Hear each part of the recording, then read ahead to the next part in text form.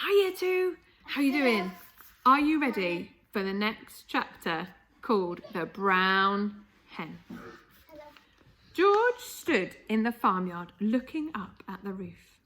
The old farmhouse had a fine roof of pale red tiles and tall chimneys. There was no sign of Grandma. There was only a song thrush sitting on one of the chimney pots singing a song. The old Wurzels got stuck in the attic, George thought.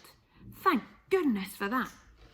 Suddenly, a tile came clattering down from the roof and fell into the yard. The song thrush took off as fast and flew away. Then another tile came down. Then half a dozen more. Do you know how many half a dozen is? Half a dozen is 6, because a dozen is 12, so half a dozen is 6.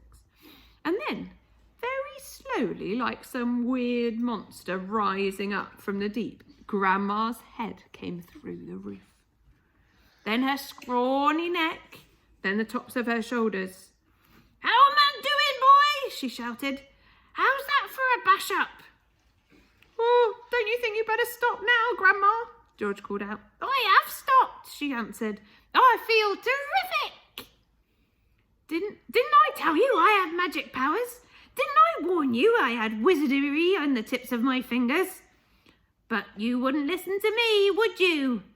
You wouldn't listen to your old Grandma. "You didn't do it, Grandma," George shouted back at her. "I did. I made you a new medicine." "A new medicine? You? What rubbish!" she yelled. Here she is coming out the roof. She's still horrible. She is still horrible, even though she's sticking out of the roof, isn't she? She's taller than tall. "I did it, George shouted. "You're lying as usual," yelled Grandma. "You're always lying." "I'm not lying, Grandma. I swear I'm not." The wrinkled old face high up on the roof stared down suspiciously at George. "Are you telling me you actually made the new medicine all by yourself?" she shouted. "Yes, Grandma, all by myself." "I don't believe you," she answered. "But I'm very comfortable up here. Fetch me a cup of tea." A brown hen was pecking about in the yard close to where George was standing. The hen gave him an idea. Quickly, he uncorked the medicine bottle and poured some of the brown stuff into the spoon. "Watch this, Grandma," he shouted. He crouched down, holding out the spoon to the hen.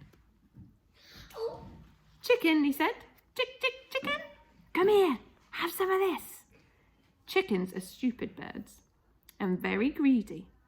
They think everything is food. This one thought the spoon was full of corn. It hopped over, it put its head on one side and looked at the spoon. "Come on, chicken," George said. "Good chicken. Tick, tick, tick, tick." The brown hen stretched out its neck towards the spoon and went peck. It got a beak full of medicine. The effect was electric. "Ow-wee!" shrieked the hen, and it shot straight up into the air like a rocket. It went as high as the house. Here we go. There's George again. I wonder why he's feeding it to the hen. Do you think he's trying to show Grandma, maybe? Yeah, He's trying to show Grandma what's happened? Yeah. Then it came down again into the yard with a splosh, and there it sat with all its feathers all sticking straight out from its body. There was a look of amazement on its silly face. George stood watching it. Grandma up on the roof watching it too. The hen got to its feet. It was rather shaky. It was making funny gurgling noises in its throat. Its beak was opening and shutting, and it seemed like a pretty sick hen. "You've done it! You've done it in, you stupid boy!" Grandma shouted. "That hen's gonna die! Your father will be after you now! He'll give you socks and serve you right!" All of a sudden, black smoke started pouring out of the hen's beak. "It's on fire!" Grandma yelled. "The hen's on fire!" George ran to the water trough to get a bucket of water. That hen will be roasted and ready for eating any moment," Grandma shouted. George sloshed the bucket of water over the hen. There it was, a sizzling sound, and the smoke went away. What do you think is going to happen to the hen? Is it going to be dead, or is something else going to happen?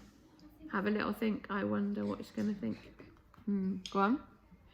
I think it's going to get like really, really fat like Grandma did.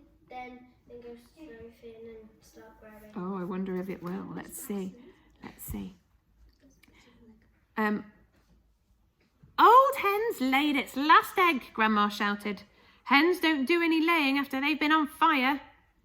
Now that the fire was out, the hen seemed better. It stood up properly. It flapped its wings, then it crouched down low onto the ground as though getting ready to jump. It did jump. It jumped high into the air and turned a complete somersault and landed its back on its feet. Do you remember Grandma did that too, didn't she?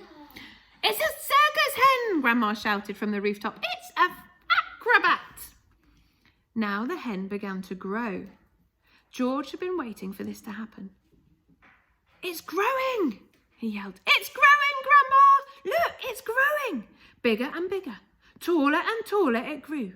Soon the hen was 4 or 5 times its normal size. Can you see it, Grandma? George shouted. I can see it, boy, the old girl shouted back. I'm watching it.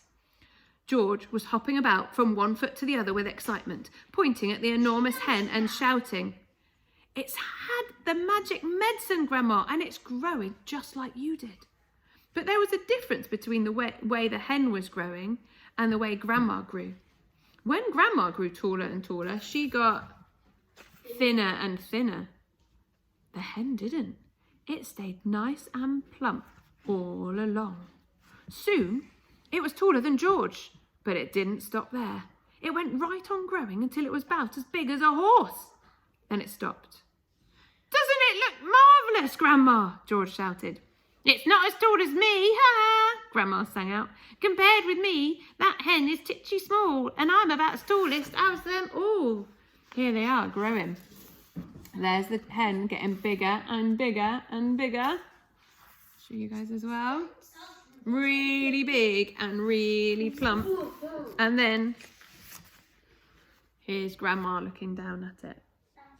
Okay. And that is the end of that chapter. The next one is called The Pig, the Bullocks, the Sheep, the Pony, and the Nanny Goat. See you later.